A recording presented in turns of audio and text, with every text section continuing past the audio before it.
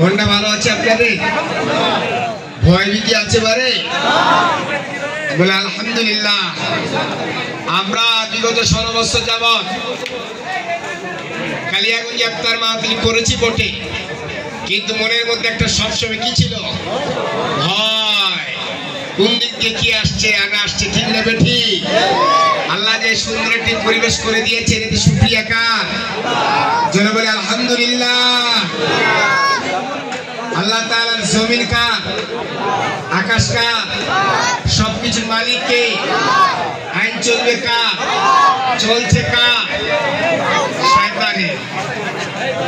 এই দিয়ে মানুষের জীবনের কল্যাণ কিয়ামত পর্যন্ত হয় নাই, হবেও না, ঠিক না ঠিক? সুদীর্ঘ 53-54 বছর বয়স হলো বাংলাদেশে।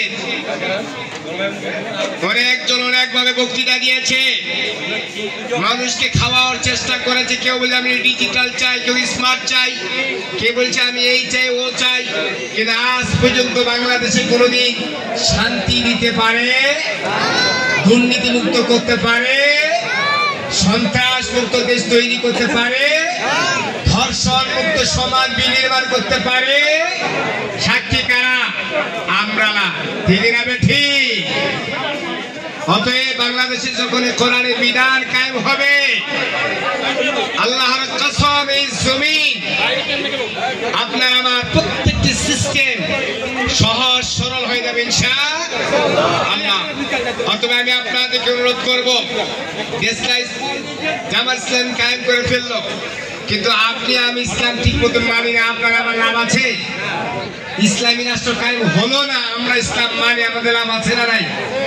আছে না নাই? অতএব ইসলামী রাষ্ট্র কায়েম হওয়া না হওয়া দায়িত্ব কার? কাজ করা দায়িত্ব কার? আমাদের। আমরা কাজ করব ইসলামের পক্ষে ইনশাআল্লাহ।